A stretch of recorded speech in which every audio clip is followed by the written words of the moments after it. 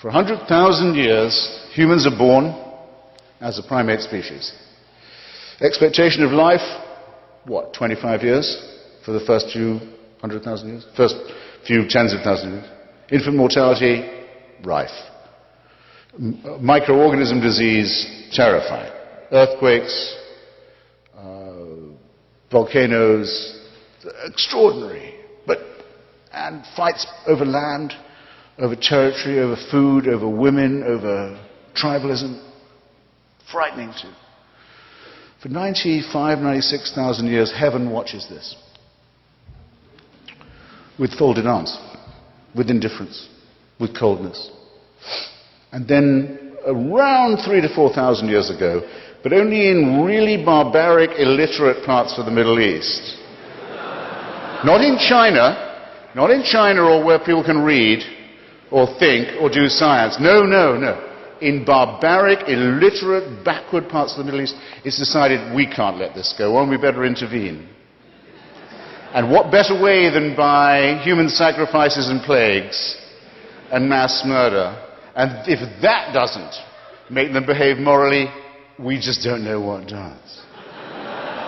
If there is a single person in this room who can bring themselves to believe anything remotely like that, they convict themselves of being, first, very stupid, and second, very immoral. And thus it seems to me that the case for divine intervention and for the supernatural falls, and that we should be glad that it's fallen. And thank you.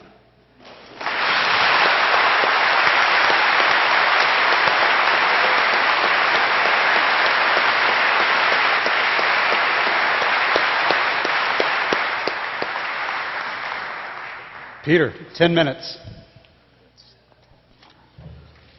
10 minutes. Well, I can tell you're all enjoying the post-Saddam era, which we were told was so good. I wonder whether an invasion of the celestial regions might now be in order, and we could then have a post-God era, which would be of similar delightful quality. I am amazed, when confronted with this argument, how little my brother seems to know of that which he attacks.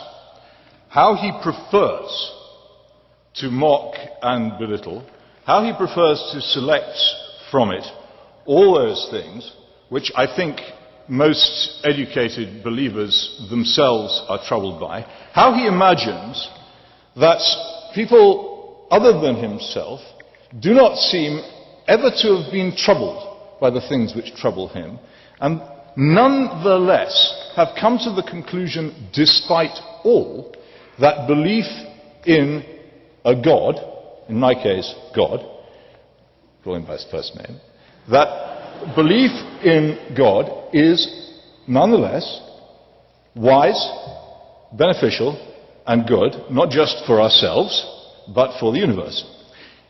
If only the flippant, jeering tone could be abandoned for a moment, and we could discuss this more seriously. It seems to me to be incurious to the point of tedium to examine the universe and not to ask yourself certain very powerful questions. The first of which is, why is there something rather than nothing? The second of which is, since we do not know anything at all about our origins and must work out what we think we know from extremely scanty evidence, that it would be unwise to form absolute certainties on this. Now, the character of the book, God is Not Great, which my brother wrote, is one entirely of the jeering, the mocking, the caricature, the picking out of that which is bad. What? I do not think that this... Sorry, did you wish to intervene? No, that's right. Please. Telling him not to... You sure? I mean, I need to know. This, absolutely. Stop that. No? Right. That's the end of the Christian charity for the moment. Had it been couched, of course, in a more generous tone, It would have been less fun to do, and who knows, there might have been other consequences in the bookshops, I don't know. But since it wasn't couched in that tone, that is what we have to argue with. And I would simply say this. First of all, for a while, I'm surprised he hasn't asked it tonight, my brother would go around saying that there was a question which no believer could answer about what action could no believer take which an unbeliever could, or something of that character. To which I would reply, the question of morality is utterly irrelevant to you if you genuinely believe that which you say you believe. If you think that there is no authority, if you think that we are the products of random chaos, if there is no reason for the existence of the universe apart from a series of accidents, then you may behave exactly as you wish. Now, in the case of Chrysler and his ally and colleague, Professor Dawkins, I refer to this as luxury atheism. I know where they live. They live in very pleasant parts of very pleasant cities, and they are able to advance the theory of atheism purely as a theory. Well, I live in England, and I don't need to travel very far from my home, which is not far from Professor Dawkins' home, in Oxford, to find a large number of highly practical atheists. In my country, it is common, no more than 3 or 4 times a week, to read accounts of people being kicked to death by youths aged between about 13 and 17. It invariably ends with the phrase, "and then they started kicking his head as if it were a football." These accounts grow more and more common. If you venture into the areas where these people live, you will find a complete absence of any kind of moral feeling whatsoever. A complete absence of self-government among the strong, among the healthy, among those who are able to control and take advantage of their neighbours.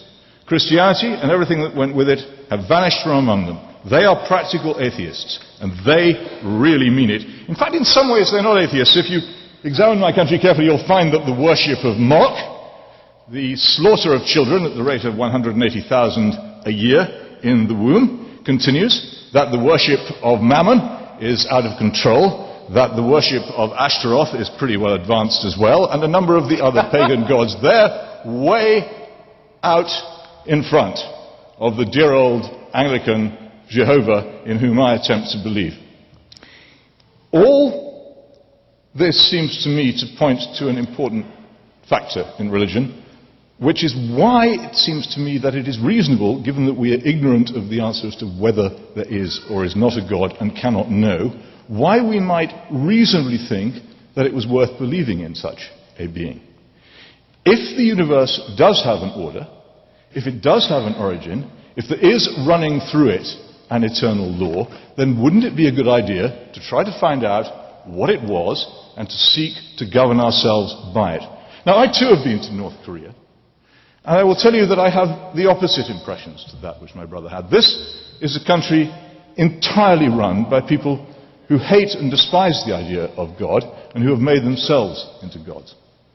And that, indeed, is what so very often happens when people ignore the very, very earliest part of the Bible, in which the serpent says to Adam and Eve, "Eat of this fruit, and ye shall be as gods."